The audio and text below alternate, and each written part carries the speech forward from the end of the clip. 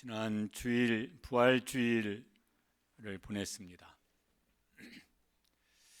부활절 예배드리고 또 뭐 계란도 나눠 주기도 하고 먹기도 하고, 그러면 이제 부활절 잘 지킨 걸까? 초대 교회는 부활절을 몇 주간 계속해서 지켰다는 그런 이제 기사를 보았습니다. 그러면서 예수님의 부활 생명을 경험하고 또 그 부활 생명을 이제 드러내고 이런 일을 사모하면서 부활절을 몇 주간 지켰다. 이제 초대교회 모습 중에 성경에 이제 사도행전에 나오죠. 얼마간 히브리서에 보면은 이런 말씀도 있습니다. 히브리서 11장 35절에 어떤 이들은 더 좋은 부활을 얻고자 하여 심한 고문을 받되 구차히 풀려나기를 원하지 아니하였으며, 부활 생명이 더 좋아요. 훨씬 좋아요. 그래서 그들이 신앙을 지키고 혹은 복음을 전하다가 붙잡히고 고문을 당하는데 그 신앙을 포기하면서 풀려나기를 원치 아니하였다. 그래서 그러다가 이제 순교를 당한, 초대교회 역사를 보면 순교를 당한 사람이 뭐 수없이 많죠. 로마에서 순교당한 사람이 수백만 명이 되어집니다. 왜냐하면 부활 생명은 영원히 누리는 것이고 지금 고난 당하는 이 생명은 잠깐이기 때문에 영원히 살기 위해서 잠시 죽는 편을 선택을 했다는 것입니다.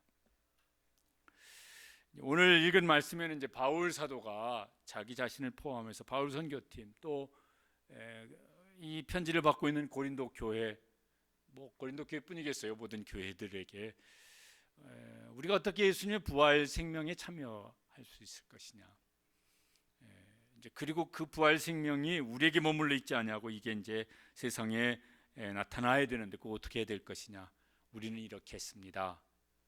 여러분도 이제 그렇게 하시길 바랍니다. 이런 말을 여기 함께 하고 있는 것입니다. 바울 사도가 이제 이렇게 자기 자신을 좀 독특하게 이렇게 표현을 하고 있습니다. 우리는 누구냐면 우리는 이런 사람이 옳시다, 이런 거예요. 그러면서 거기 이제 7절에 우리가 이 보배를 질그릇에 가졌으니 이렇게 말을 합니다. 두 가지를 말을 합니다. 하나는 우리는 질그릇이라는 것이고, 근데 질그릇인데 그냥 질그릇이 아니라 보배를 담은 질그릇이다, 이렇게 이제 말을 하는 것입니다. 질그릇이란 말은 말 그대로 질그릇이에요. 흙으로 만든 그릇입니다. 이거는요, 이렇게 작은 어떤 충격에도 깨져요. 오래오래 가는 그릇은 아니에요. 그리고 깨지면 이게 쓸모가 더 이상 없어져요. 사람이 그렇다는 것이죠. 사람이 막 어떤 점에서는 아주 강인한 면이 있는데 또 어떤 모습에서 보면요, 말 한마디 때문에 무너져요. 그 말이 막 상처가 되어져서 평생 끙끙대면서 살아가는 사람도 있고, 어떤 사람은 그 말 한마디가 무슨 막 독화살처럼 이렇게 마음에 이렇게 박혀가지고 인생이 흔들흔들하 그러다가 무너지는 사람들도 있고, 그러니까 막 아주 강인한 것 같은 그런 면도 있는데 어떤 면에서는 또 한없이 또 약한 면도 많습니다. 그러다가 이제 언젠가는 그 질그릇인 생명이 깨어져요. 깨어지면은 마치 질그릇처럼 이제 쓸모가 없어져요. 이게 지금은 다 무슨 고기를 이렇게 이마트든 저마트든 가서 사다 먹지만은, 예전에는 막 시골에서는요, 뭐 돼지든 소든 뭐 닭이든 키우다가 잡아먹었어요. 이게 가축이든 동물이든 이거는요, 죽으면은 쓸모가 있습니까, 없습니까? 있어요. 고기로 먹어요. 또 무슨 뭐 어떤 것들은요, 고기만 먹는 게 아니라 가죽도 쓸모가 있어요. 그러니까 이 동물은, 이거는 죽으면은 죽은 대로 쓸모가 있다니까요. 사람이 죽으면 쓸모가 있습니까, 없습니까? 전혀 쓸모가 없네. 그래서요, 얼른 장례식 치러요. 요즘 같으면 화장해 가지고, 아이고 이게 우리 부모님인데, 이게 혹은 뭐 남편인데, 혹은 뭐 자녀 화장해 가지고 이거 뭐죠, 이거 여기 낙골함에 그러니까 안방에다 모셔놔야 돼. 최소한 30년은. 그럴 사람 있습니까? 아니요. 거기 담아가지고 집안에 누가 그걸 가져와요? 저기 멀찍이 거기 어디 뭐예요? 그 거기 납골 땅에 거기다가 말이 좋아서 모셔놓는 거지. 거기다 놓고 오는 거예요. 제가 이렇게 그 군목 시절에 이제 병사가 이제 죽어서 장례식을 치르게 되었는데 거기 군의관인 분이 목사님 십종 처리하러 가십시다. 뭔 말씀이세요? 군대에 그 군수품이 있어요. 1종에서 10종까지 있는데 1종은 식량이고 막 2종 뭐 3종 이렇게 쭉 해가지고 9종까지 있는데 9종 다음에는 기타 등등 이런 건 이제 10종으로 분류를 한대요. 살았을 때는 뭐겠어요? 제일 우선이지. 근데 죽었더니 10종으로 분류하는지 어쩌는지 모르겠지만은 그분이 10종 처리하러 가십시다. 질그릇이 깨지면은 쓸모가 없어요. 어디다 써먹을 데가 없어요. 그래서 어떻게 버려야 돼요. 버려야 돼. 사람은 죽으면은 살았을 때 귀하지 죽으면은 어디다가 쓸모가 없어요. 그래서 장례식 치르고 끝이에요. 바울 사도는 우리가 질그릇입니다. 그런데 이제 질그릇은 질그릇인데 그냥 질그릇은 아니고 특별한 질그릇이라고 말을 합니다. 그래서 뭐라고 말을 합니까? 우리는 보배를 가진 질그릇이다. 그러면 이제 보배는 원래 내가 아니야. 보배는 주어진 거예요. 그럼 저 보배는 누구를 가리키는 것입니까? 앞뒤 말씀을 보면은 보배는 예수 그리스도세요. 그리고 그 예수님이 죽으시고 부활하셔서 그 죽으시고 부활하신 예수님의 부활 생명을 예수님을 믿는 사람 속에 선물로 주셨습니다. 이게 보배라. 질그릇은 깨어지지만은요, 이 보배는 깨어지질 않아요. 죽으시고 부활하신 예수님의 부활 생명은 예수님은 부활하셔서 영원히 계시고 부활하신 예수님의 그 부활 생명을 믿는 사람에게 주시는데 이거는 영원한 것이. 그래서 보배라고, 질그릇과 대조되는 보배라고 이제 말씀을 하는 것입니다. 또 하나님께서 예수님 안에서 선물 보따리 마냥 예수님 안에서 주신 보배로운 것들이 있으세요. 이런 것들은 우리가 사람이 이렇게 무슨 노력을 하거나 뭐 어디 무슨 돈을 주고 살 수 없는 것들이에요. 새로운 신분을 이제 주십니다. 무슨 신분을 주시죠? 예수님 믿는 사람에게 하나님의 자녀가 되는 권세를 주셨으니 하나님의 양자의 신분을 주십니다. 이거 신분 얼마 동안 가는 겁니까? 영원히 가는 거예요. 새로운 국적을 주세요. 천국 백성 되게 해주세요. 우리의 시민권은 어디에 있는지라? 하늘에 있는지라. 바울은 로마 시민권을 가지고 있었는데 그 당시엔 그게 굉장했던 거라고 그래요. 그런데 그것과 비교할 수 없는 그런 새로운 국적을 취득을 했습니다. 하나님 나라 백성이 되었어요. 우리의 시민권은 하늘에 있는지라. 이거 얼마 동안 가겠습니까? 그 유효기간이 영원한 거예요. 새로운 생명을 주셨습니다. 죽으시고 부활하신, 그래서 예수님의 부활 생명을 믿는 사람 속에 선물로 주셨습니다. 이 생명은 얼마 가는 거죠? 영원히 가는 거예요. 새로운 복을 주셨습니다. 사람이 노력해서 얻을 수 없는 복을 주셨어요. 에베소 1장에 보면 하늘에 속한 모든 신령한 복을 우리에게 복 주시되 이렇게 되어 있습니다. 그거 얼마 동안 누리는 겁니까? 한 100년? 200년? 아니고 영원히 누리는 거예요. 그러니까 이거는 사람이 무슨 어떤 수고를 해도 얻을 수 없는 것들이에요. 그리고 이것을 누리는 기간은 몇십 년이 아니라 영원한 거예요.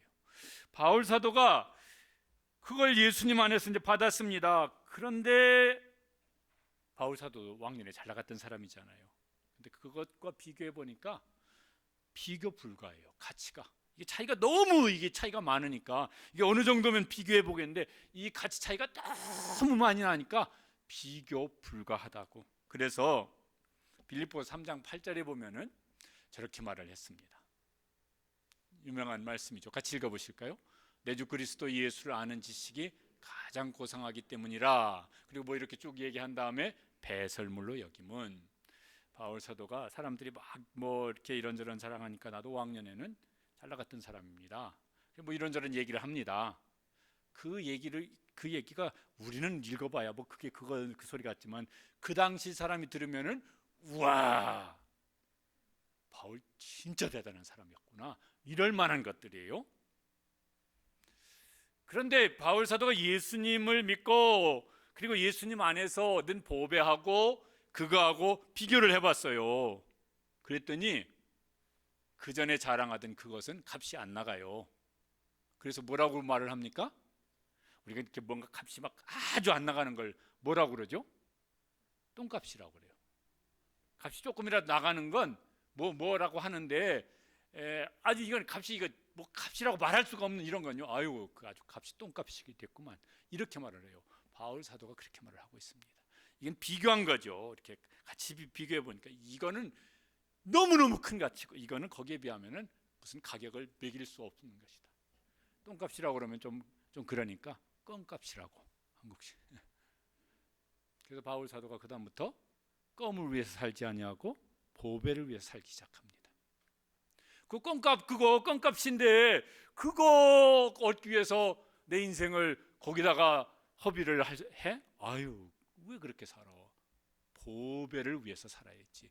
그러면서 자기 인생을 통째로 보배이신 예수님, 그 예수님의 부활 생명, 그 부활의 복음을 증거하는 일 위해서 자기 인생을 통째로 거기다 다 쏟아 부어 넣습니다. 요새는 뭔가 어디다가 막 전심전력을 한 걸 영혼을 갈아 넣어서 뭘 했다 뭐 이런 말을 쓰더라고요. 바울은 자기 인생을 갈아 넣고 자기 영혼을 갈아 넣어서 그 보배를 위해서 살아갑니다. 그 보배를 얻고 더 알고 누리고 그것을 나누기 위해서 자기 인생을 갈아 넣습니다. 그게 이제 바울 사도의 인생이죠. 그런데 이제 보배를 모르는 사람들이 훨씬 더 많습니다. 그 사람들은 이제 어떻게 살까 그러면은 질그릇이 다예요. 보배는 모르니까 질그릇이 다예요. 그래서 그 질그릇 그게 다니까 그걸 위해서 살죠. 그래서 이제 어떻게 살까 보면은 그 질그릇을 조금 더 크게 하기 위해서, 그 질그릇이 살 집을 크게 하든지 질그릇이 타고 다니는 자동차를 크게 하든지. 예전에 어떤 분이 그러더라고요. 사람이 평생 사는 게 가로 세로 한 20cm에서부터 2, 3m 늘리는 일에 평생을 바쳐 산다고. 뭔 소린가 했더니 자동차 이제 새로 샀어요. 그럼 전에 차보다 좀 커. 가로 세로 5cm씩 커졌어. 그거 할부 갚으려면 한 5, 6년 갚아야 되잖아요. 그럼 한 10년쯤 타고 또 바꿨어. 그럼 이제 또 뭐예요? 그 자동차 크게 한 5cm쯤 가로 세로가 이제 커졌어. 그거 자동차 몇 번 바꾸면 수십 년 지나가요. 아파트 가로 세로 2m 늘려가지고 이사 가는 일에 또 이거 한 두세 번 하면 인생 다 지나가 버려요. 사람이 그렇게 산다. 근데 보니까 또 그런 것 같기도 해요. 질그릇을 좀 더 크게 하는 것, 그 질그릇이 좀 더 오래 가기 위해서, 그래서 건강하게 조금 더 막 장수 이래가지고 이제 얼마나 또 이제 건강을 신경 쓰면서 또 이제 살아갑니다. 필요한 일이. 질그릇을 좀 더 근사하게 보이도록 포장하는 일에. 그래서 그게 뭐 학력이 됐든 경력이 됐든 뭐가 됐든 뭐 이런 뭐죠 명함에 막 뭐라고 막 쓴 뭐 이런 게 뭐 좀 한 줄 더 늘려가게 하든 뭐 이렇게 하는 일에 이제 살아갑니다. 거기다 우리가 인생 다 쏟아가면 살아가요. 다 원하는데 되지도 않지만은 어쨌든 그렇게 살아갑니다. 그런데 문제는 그렇게 해도 질그릇이 깨어져요. 어떤 사람은 예상했어요. 이제 그 나이쯤 되어지고 건강이 그만하면은 뭐 이제 멀지 않았지 뭐, 예상을 해서 질그릇이 깨어지는 때도 있지만 어떤 사람은 갑자기 깨어져요. 자기도 아마 느끼지도 못하면서 그냥 갑자기 어떤 사고로 그 질그릇인 인생이 깨어지는 일을 겪는 사람들도 얼마나 많습니까? 그렇게 해도 그 질그릇은 깨어지고 마는 것이라. 그 다음에는 어떻게 될까? 몰라. 근데 그 다음에 모르는데 그 사람들이 다 두렵잖아요. 모른다고 하면서 뭐 있기는 뭐가 있어 그러면서도 두렵잖아요. 네. 죽음이 오는 것도 두렵고 그 다음에 뭐가 있다 그러면 막 화내면서 뭐 네가 봤냐 이러면서 막 이제 따지고. 왜? 두려워. 뭐가 있는 것 같아. 그래서 없다고 말하고 싶어 하는 것 같기도 합니다. 그런데 또 한 가지 문제점이 있습니다. 뭐냐면은 우리는 보배를 가진 질그릇인데, 그런데 아차하면은 보배를 까먹고 질그릇만 생각하면 살기가 쉬워요. 여기 지금 예배를 드립니다. 그러면 막 설교 시간에 지금 막 이렇게 얘기를 하니까 생각을 하는데, 또 막 좀 열심히 있어서 또 목장 예배를 드리시길 바랍니다. 그럼 거기서 또 한 번 막 더 들으니까 맞아. 또 그리고 이제 막 더 열심히 있는 분은 이제 새벽에도 나와 새벽 기도하면서 또 이제 막 이제 그러는데, 예배당 문 나서 가지고 이제 그다음부터 이제 막 먹고 사는 일 위해서 이제 분주하게 막 지내야 돼요. 그러다 보니까 보배를 가진 질그릇, 거기서 보배는 까먹고 질그릇만 기억하고 살아요. 그렇게 살지는 않으십니까? 일주일 동안 그렇게 살다가 오늘 예배 드리러 오지는 않으셨습니까? 진짜 막 바울 사도는 내가 보배를 가진 질그릇이다 이래가서 막 굉장히 이게 막 이렇게 그의 삶의 모습이 아주 이렇게 역동적인데, 그거 까먹고 살면은 그냥 맨날 허겁지겁 이렇게 이제 살기도 하는 것 같습니다. 어떤 분이 지은 찬송시 중에 이제 찬송가 우리가 많이 부르는 찬양 중에 하나죠. 그분은요, 보배이신 예수님을 마음속에 깊이 이렇게 품고 살았던 사람 같아요. 같이 읽어보실까요? 주 안에 있는 보물을 나는 포기할 수 없네. 주 나의 모든, 예수님 나의 모든 것입니다. 예수님 나의 전부이십니다. 그렇게 이제 살아가는 분이신 것 같아요. 왜 하나님께서 보배이신 예수님을 질그릇인 우리 안에 주셨는가? 그 이유를 7절 끝에 이제 이렇게 말을 합니다. 이는 심히 큰 능력은 하나님께 있고 우리에게 있지 아니함을 알게 하려 함이라. 저 중에서도 특별히 사람들이 이런저런 어떤 능력을 가지고 이제 살아가는데, 이 능력을 가진 사람 없는 것 같아요. 뭐냐면은 질그릇이 깨어지는 것을 막을 능력을 가진 사람이 있나? 그럼 없죠. 이건 말도 안 되는 소리예요. 뭐 어떤 막 권력을 가지고 있는 사람이라도, 뭐 어떤 뭐 재력을 뭐 세계에서 첫 번째 가는 부자라도 그 힘 가지고는 질그릇이 깨어지는 그것을 막을 수 있는 힘이 되질 못합니다. 없잖아요, 그런 사람. 나도 못하고 너도 못하고 아무도 못해요. 질그릇이 깨어지는 이것을 막을 수 있는 힘은 하나님께만 있어요. 예수 그리스도 안에만 있습니다. 그래서 하나님께서 사람들이 다 죽음에 매여 살아요. 그리고 그게 제일 간절한 소원이기도 하고 제일 큰 두려움이기도 하고, 그런데 그것을 이길 수 있는 힘이 사람에게 있지 아니하니까 예수님을 세상에 보내셔서 우리 위해 죽으시고 우리 위해 부활하게 하시고 예수님을 믿는 사람에게 죽음을 이기는 힘, 부활 생명을 우리에게 주셨습니다. 바울은 거기에 자기의 마음을 쏟아서 살고 있어요. 그리고 그것을 이제 생생하게 느끼기도 하고 경험하기도 하면서 살아가는 것입니다. 그런 이제 모습이 거기 이제 다음 8절 9절 이제 연이어서 나옵니다. 바울은 예수님 때문에 고생을 많이 하게 되었습니다. 바울이 만약 이렇게 자기가 원하는 대로 살았더라면은 인정받고 높임받고 그렇게 살 수 있는 어떤 그런 준비가 잘 이미 청년 때 잘 되었던 사람입니다. 예수님 만났어요. 그리고 예수님께서 그에게 사도의 사명을 주십니다. 너는 가서 이스라엘과 이방인과 임금들에게 복음을 전하기 위해 택한 나의 그릇이라 사명을 받은 다음부터 그걸 위해 삽니다. 그 다음부터 이제 어려움을 겪기 시작했습니다. 그런데 그 어려움을 겪을 때 바울은 어려움만 겪는 것이 아니라 특별한 은혜도 이제 경험하게 되어집니다.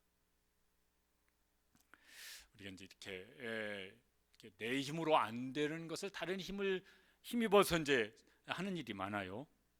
특별히 이제 우리 막 집에서 막 사용하는 그 전자기기들, 텔레비가 됐든 냉장고가 됐든 세탁기가 됐든요, 이런 것들은 사람 힘으로 안 작동하지 않아요. 이게 다 무슨 힘으로 작동을 하는 겁니까?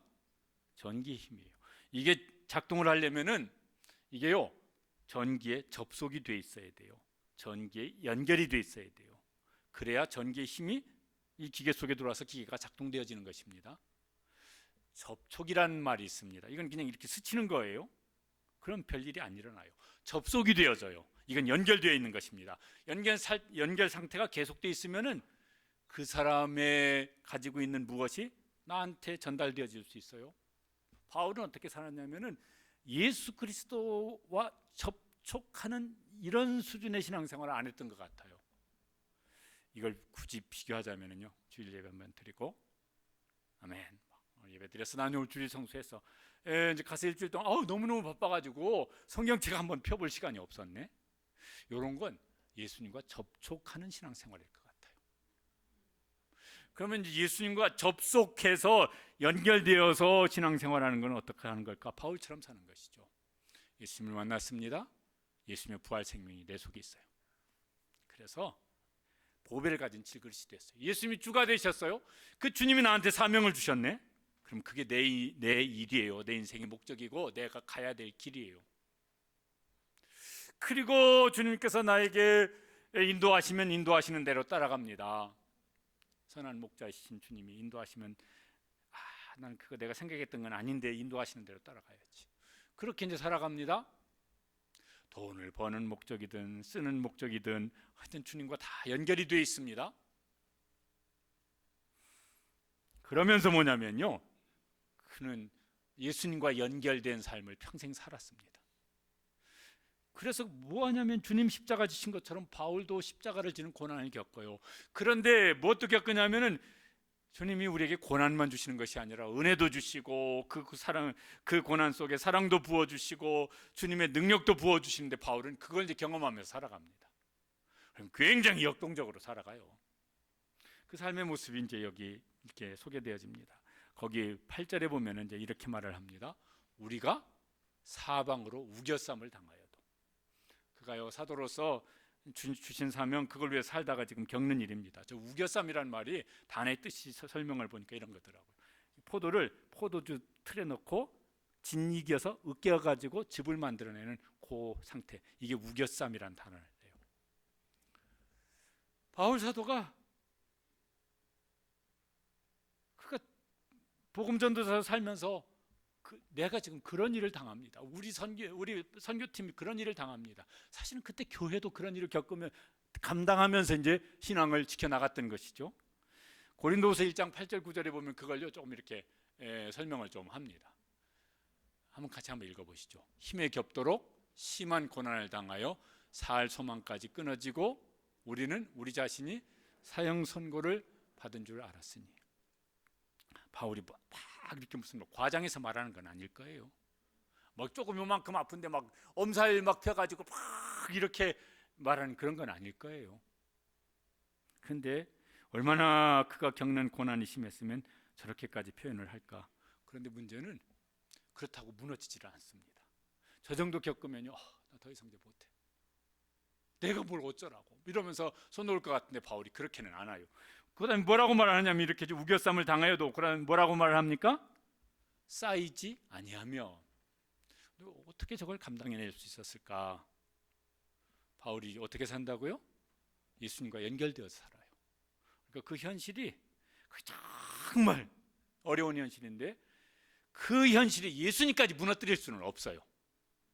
그 현실이 사람은 우겨 싸는데 예수님도 우겨 쌀 수는 없어요. 근데 바울은 예수님과 딱 연결되어져서 접속되어져 있으니까, 그러니까 그 현실이 바울을 우겨 쌀 수가 없었다고.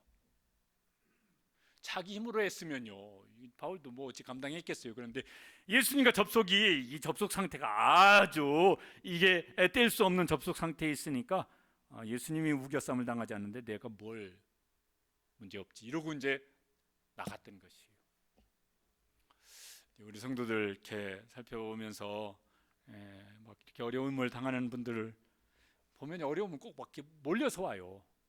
한 가지만 오면은 그래도 괜찮겠는데 견디겠는데 막 크게 올 때는 막 한꺼번에 몰려서 와요. 건강 때문에 힘든데 막 뭐예요?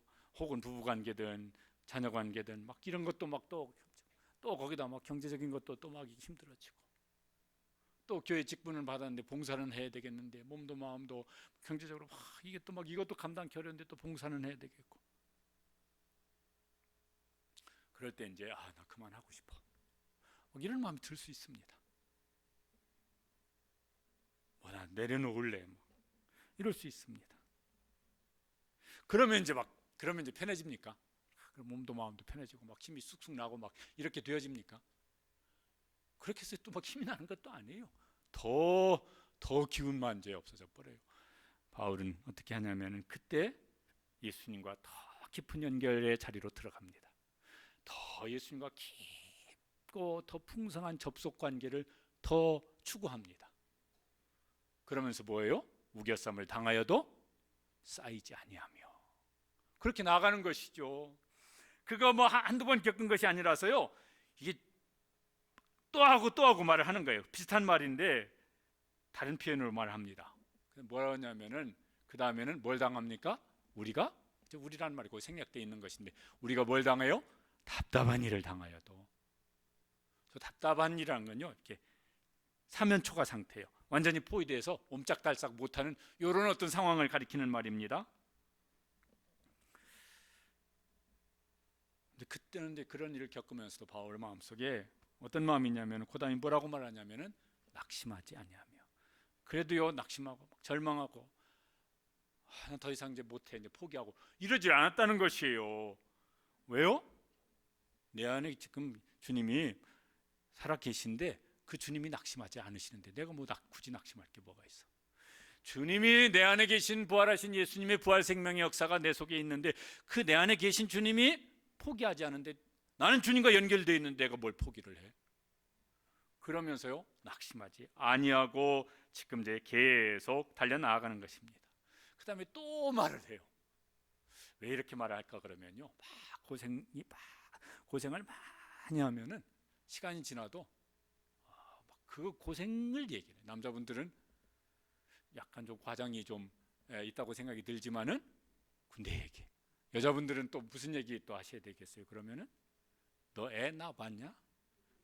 애 한 번 놓는 게 군대 생활 10년 하는 것보다 더 힘들다. 그럼 남자들이 아무 소리도 못 할 거예요. 막 시집살이 막 예전에 막 옛날 같으면 심하게 하시는 분들은 30년 지나고 사실 시어머니 돌아가셨는데도 내 마음속에 그때 그 서러움이 아직도 북받치고 있는 분도 계세요.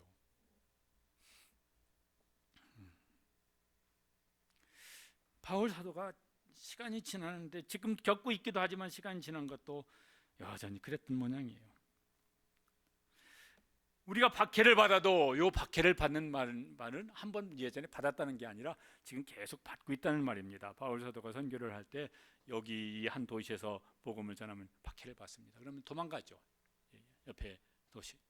그럼 그 사람들이 또 쫓아와요. 그럼 또 이제 뭐 하다가 또 이제 쫓겨나가 다른 데로 가면 그 사람들이 또 쫓아와서 계속 바울을 추격하면서 박해를 하는 것이 사도행전에 보면 나옵니다.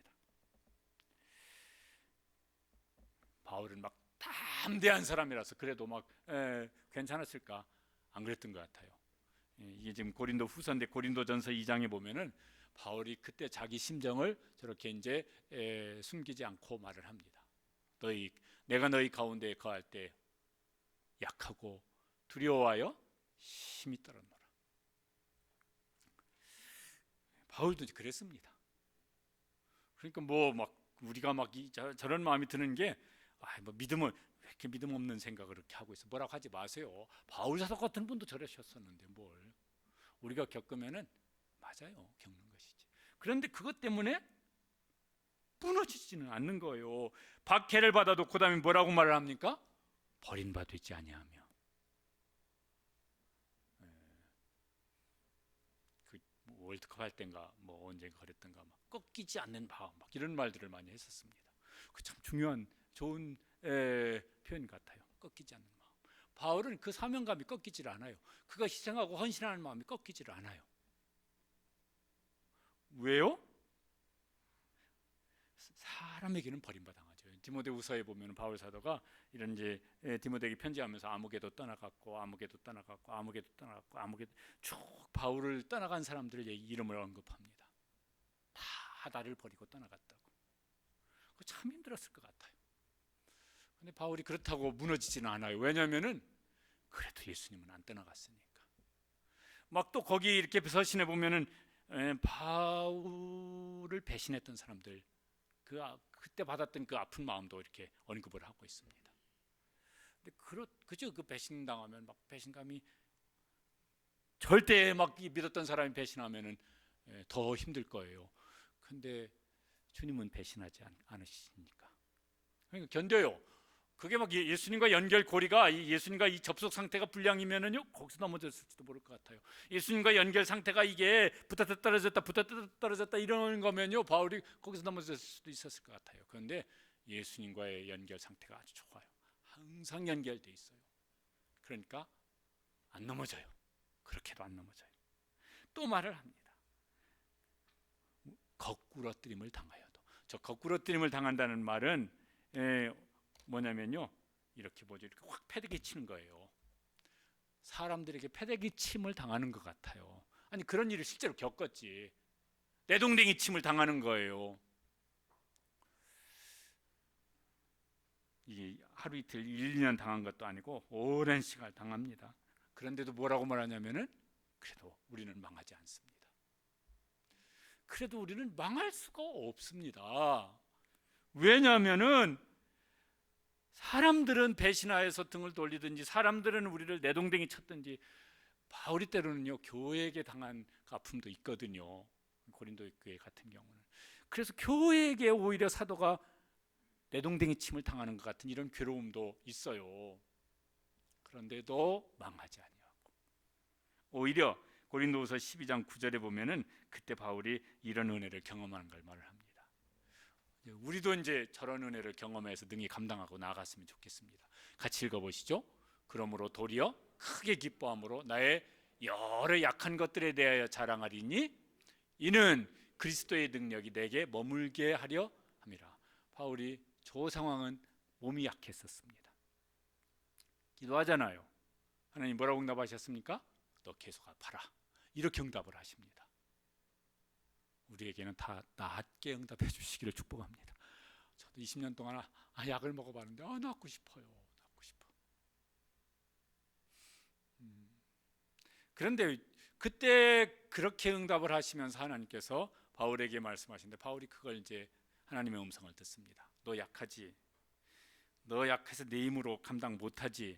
그러니까 내 능력으로 내 속에서 역사하는 것도 경험하지. 바울이 그거 많이 경험했잖아요. 맞습니다. 내 힘으로 안 되기 때문에 너는 그냥 약한 상태에 저는 약합니다. 제 힘으로 안 됩니다. 넌 내 앞에 그렇게 엎드려 있어. 그러면 내 능력으로 네 인생 속에 내 사역 속에 내가 역사할게. 그걸 지금 약속해 주시는 거예요. 그래서 그게 낫구나. 내가 강해서 내 힘으로 하려다가 못하는 것보다 나는 약한데 주님의 능력이 내 속에서 강하게 역사하면 그게 훨씬 더 나은 일이구나. 그래서 자기는 기뻐하겠다고. 혹 우리 중에요 나는 이렇게 오랫동안 이렇게 아프지?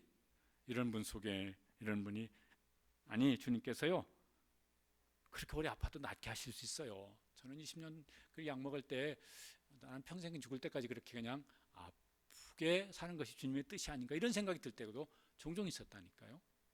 그러면서도 주님 낫고 싶습니다 이랬었죠. 근데 지금은 이제 나았으니까 그러니까요 그래도 주님께서 낫게 하실 줄로 믿고 그렇게 사모하면서 기도하시고 주님께서 낫게 하시는 은혜를 주시기를 주님의 이름으로 축복합니다. 근데 그래도 지금 아파 그러면요 바울처럼 나는 약한데 능력이 주님의 그 능력으로 내 마음 속에 정신 속에 생각 속에 내 감정 속에 내 삶 속에 역사하여 주시옵소서. 더 사모하면서 주님의 능력을 힘입고 그 능력을 힘입어서 나아갈 수 있게 되시기를 축복합니다. 바울은 그렇게 했다고요. 바울은 그렇게 했습니다. 우리가 이제 부르는 찬양 중에 저 찬양도 참 은혜가 되어져요. 같이 가사만 한번 읽어보시죠. 주 선한 능력으로 안으시네 그 크신 팔로 날 붙드시네 절망 속에도 흔들리지 않고 사랑하는 주 얼굴 구하리 선한 능력으로 일어서리 주만 의지하리 믿음으로 우리 고대 안에 주 오실 그날 영광의 새날을 맞이하리. 우리 찬송이 되시길 간절히 원합니다. 바울이 이제 그냥 고생한 건 아니에요. 그냥 어떻게 현실이 그러니까 어쩔 수 없이 이제 고생한 건 아니고 고생하는 이유가 분명했습니다. 그걸 뭐라고 말하냐면은 10절 보면 이제 이렇게 말을 합니다. 같이 한번 읽어보시겠습니다. 우리가 항상 예수의 죽음을 몸에 짊어짐은, 저게 무슨 소리냐면은 예수님을 위해서 고난을 겪는다는 것이에요.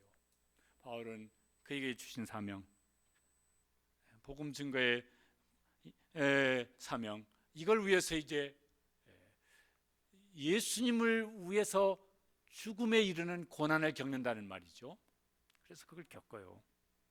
우겨싸움, 답답한 일, 밖에 거꾸러뜨림도 그래서 이제 당한 것이죠. 자원해서 겪기도 하고, 어떤 때는 나도 이건 좀 그만하고 싶은데 그런 마음이 들 때도 있었던 것 같아요. 그래서 부득불한다 이렇게 말한 적도 있습니다. 그러겠죠. 언제나 뭐 자원하는 마음이 기쁜 마음으로 쉽지 않았을 수도 있었을 것 같아요. 고생을 합니다. 그것도 고린도후서 11장에 보면 그것도 이렇게 말을 했습니다. 내가 수고를 넘치도록 하고 옥에 갇히기도 더 많이 하고 매로 수없이 맞고 여러 번 죽을 뻔하였으니. 근데 이제 고생만 한 거냐? 그렇지 않다고 말합니다. 고생만 했어도 주님을 위한 고생이니까 그게 가치 있는 고생이고 주님께서 상 주실 일이겠지만은, 근데 그 고생만 한 것이 아니라 고생 다음에 혹은 그 고생 속에 이제 그가 경험한 특별한 은혜입니다. 뭐라고 말하냐면은 저런 일을 이제 경험을 하는 것입니다. 고생하는 만큼 저런 일도 경험을 하는 것이에요. 같이 읽어보시죠. 예수의 생명이 또한 우리 몸에 나타나게 하려 함이라. 예수님의 생명의 역사가 내 속에 나타나요. 주님의 생명의 능력이 내 속에 나타나요. 내가 그걸 알겠어. 내가 그걸 느끼겠어. 내가 그 지금 경험을 하고 있어요. 그래서 쌓이지 아니하고 무슨 망하지 아니하고 버림받지 아니하고 계속 뭐요? 버티고 견디고 앞으로 전진해 나갈 수 있는 힘이 여전히 내 속에 있어요. 그리고 거기서 끝나지 아니하고 뭡니까? 내 속에 있는 그 예수님의 보배이신 예수님의 부활 생명의 능력이 다른 사람에게 전달되어져요. 그래서 교회가 세워져요. 거기 있는 교인들도 여전히 박해를 받아요. 그 교인들이 자기들이 전도를 해가지고 뭐예요? 그 도시의 교회들이 세워져요. 그게 사도행전에 나옵니다. 데살로니가 교회 같은 경우는 바울 사도가 3주 동안 사역을 하고 거기서 쫓겨납니다. 그런데 그 3주짜리 신자들이 교회를 세웁니다. 그리고 그 데살로니가 도시에 복음을 전해서 그 도시 안에 교회들이 세워집니다. 근데 자기 힘으로 뭘 3주짜리지, 그것도 이방인 성도들이면 성경을 뭐 알기로 3주 동안 설교 들었으니, 그것도 안식일 3번 설교 들었는데 뭘 얼마나 들었으며, 그런데 이들의 믿음이 확신이 그들 속에 보배이신 예수님께서 그들 속에 확실하게 계시니까 뭐 그렇게 살았던 모양이에요. 아까 부른 찬양 중에도 있지만, 그래서 바울 사도가요 유명한 고백, 우리가 많이 암송하고 사모하는 이제 저런 고백을 했습니다. 뭐라고요? 내가 사는 것이 아니요 내 안에 그리스도께서 사시는 것이라. 그걸 경험하며 사는 거예요. 근데 그 앞에 무슨 말씀 있죠? 내가 그리스도와 함께 십자가에 못 박혔나니. 죽었다 소리죠. 내가 예수의 죽음을 짊어졌더니 예수의 생명이 나를 통해서 내 속에서도 나타나고 그게 사람들 가운데 흘러가는구나. 그거를요 또 다르게 또 한 번 더 말을 해요. 그러니까 막 계속 반복해서 말을 하는데, 그 다음에 보면 이렇게 말을 합니다. 같이 읽어보시죠. 우리 살아있는 자가 항상 예수를 위하여 죽음에 넘겨지면. 그랬더니 뭐가 나타나냐면은 그 다음에 보면은 저 말씀도 읽으시죠. 예수의 생명이 또한 우리 죽을 육체에 나타나게 하려 함이라. 고린도 후서 2장 14절에 보면 저걸 좀 이렇게 좀 더 근사한 표현으로 이렇게 말하는 것이 있습니다. 같이 한번 읽어보시죠. 우리로 말미암아 각처에서 그리스도를 아는 냄새를 나타내시는 하나님께 감사하노라. 이게 뭐 같으냐면요, 이렇게 여름 일할 때, 그러나 이렇게 이제 서서 인사하다 보면은요, 어떤 분이 지나가면, 남자분들은 그런가? 하여튼 이렇게 지나가면은 향수 냄새가 싹 코끝에 이제 스쳐요. 그러면요, 이렇게 향기로워서 좋아요. 근데 그 향수가 그 향기롭게 누구 코에 스며들려면은 향수 병에 있어가지고는 됩니까 안 됩니까? 안 되어져요. 향수병에서 나와야 돼요. 그래야 그 향기를 누군가의 코에 냄새 좋네 향기를 전달해주고 그 다음에 자기는 사라져요. 그죠? 예수님이 그렇게 세상에 오셨어요. 그래서 십자가에 죽으시고 부활하시고 예수님은 마치 그 향수병에 있는 향기처럼 나와서 사라지시고 그 다음에 누가 남으냐면 바울이 남았고 바울은 또 어떻게 합니까? 자기를 그리스도라는 냄새를 나타내기 위해서 자기는 예수의 죽음을 짊어지고 그리고 바울을 통해서 예수님을 아는 냄새가 사람들 가운데 예수님의 향기가 전달되어지고 그게 지금까지 교회 역사 속에 계속되어져 왔습니다. 이제는 우리가 이제 그렇게 해야 됩니다. 우리가 바울처럼 예수를 위하여 죽음을 짊어지고 그럴 때 우리를 통해서 예수님의 십자가의 보험이 예수님의 부활 생명이 그것이 다른 사람들에게 우리 자녀들에게 다음 세대에게 우리 이웃에게 전달되어지는 일을 위해서 우리 시화동산교회는 지금 여기 있습니다. 우리는 여기서 지금 신앙생활을 하고 있는 것입니다. 이 사실을 늘 잊지 아니하고 기억하고 나아갈 수 있게 되시기를 바랍니다. 이거 잊어버리면은 이제 복음의 역사는 그냥 끝날 거예요. 부모들이 그거 잊어버리면 우리 자녀 세대들에게는 예수님의 향기가 전달되지 않을 거예요. 그런 집들 한두 집이 아니잖아요. 어떡하실 거예요? 내가 깨어져야지. 어떻게든 깨어져서 나를 통해서 예수님의 향기가 우리 자녀들에게 흘러가야지. 바울처럼 깨어져야지. 막 태신자 품고 관계 맺기 너무너무 감사한 일입니다. 열심히 하는 분들은 무지무지 열심히 하는 분들도 계시고 다 같이 열심히 하셨으면 좋겠어요. 그거 막 고맙습니다 감사합니다 이런 분 별로 안 계시고 처음에는 뭐 이렇게 내가 왜 저 사람한테 이런 기분 나쁜 반응을 받아야 되나 뭐 이래서 마음이 상할 수도 있어요. 그렇다고 우리가 바울만큼 막 무슨 뭐 죽을 고비를 넘거나 뭐 감옥에 가거나 이런 건 안 하지만은 어쨌든 깨어져야죠. 깨어지지 않으면은 그 사람에게 예수님의 향기가 전달되기는 어려울 거예요. 안 될 거예요. 근데 그걸 잘 감당하면 이제 여기 12절처럼 우리도 바울 고백만이 아니라 이게 우리 고백도 될 수 있을 것 같아요. 12절 말씀 같이 한번 읽어보시겠습니다. 그런즉 사망은 우리 안에서 역사하고 생명은 너희 안에서 역사하느니라. 부부지간에라도 나는 예수의 죽음을 짊어져. 왜요? 예수님의 생명이 내 남편에게 대부분 아내들이 먼저 믿으시니까 내 남편에게 전달되기 위해서. 안 하면 안 되잖아. 부모의 생명이 깨져야지. 그렇다고 우리가 뭐 숨이 멎는다는 말은 아니지만은 질그릇이 깨지는 일이 있어야 그 자녀에게 예수 부활 생명이 전달되어지지. 가만히 있어가지고야 되겠습니까? 우리가 품고 있는 그 대신자인 분들 그러면 어떻게든 내가 깨져야지. 그래야 내 안에 예수님이 그분에게 보여지든지 들려지든지 느껴지든지 그러지 않겠습니까?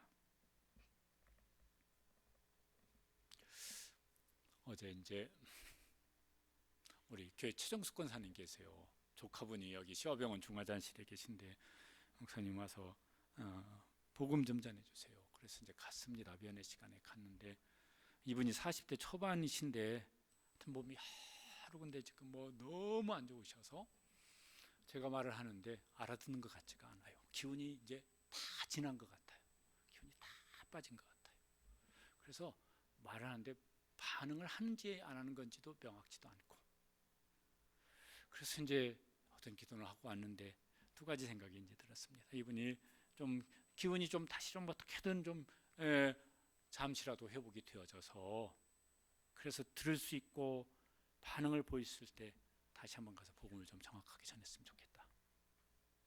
그런 것이 이제 그래서 권사님한테도 뭐 많이 지금 기도하고 아주 애끓는 기도를 하고 계시니까 기운이 다시 조금이라도 이렇게 좀 회복되어지면 그때 다시 연락을 좀 해주시라고. 또 한 가지는 말할 수 있을 때 들을 수 있을 때 전해야 돼. 너무 늦으면은 들을 수도 없어. 기운이 다 쇠하면은요 들을 수도 없어. 뒤에 뭐 소리는 들리는데 그게 뭔 소리인지 들을 수 있을 힘이 없어요. 그때 가기 전에. 그게 서서히 올 수도 있지만 어느 날 갑자기 올 수도 있으니까. 지난주 초에 갑자기, 정말 갑자기 어떤 분의 인생이 질그릇 깨시듯이 깨졌어요. 문상을 갔습니다. 우리 교회 성도는 아니지만은 아는 분이라서 문상을 갔어요. 남편이 그렇게 되셨는데 아내분이 저한테 그런 질문을 하시더라고요. 목사님, 천국에 갔겠지요? 질그릇이 깨지니까 이제 진짜 뭐가 중요하게 보이는 거예요? 보배가 진짜 중요하게 보이는 거예요.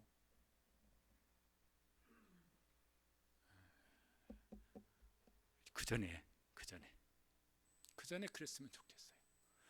너무 어느 날 갑자기 우리 질그릇이 깨어지는 날이 오기 전에 미리 아직 볼 수 있을 때, 말할 수 있을 때, 들을 수 있을 때, 듣고 뭔가 반응을 보일 수 있을 때 우리 자신을 깨뜨려서 보배이신 예수님을 드러낼 수 있게 되시기를 바랍니다.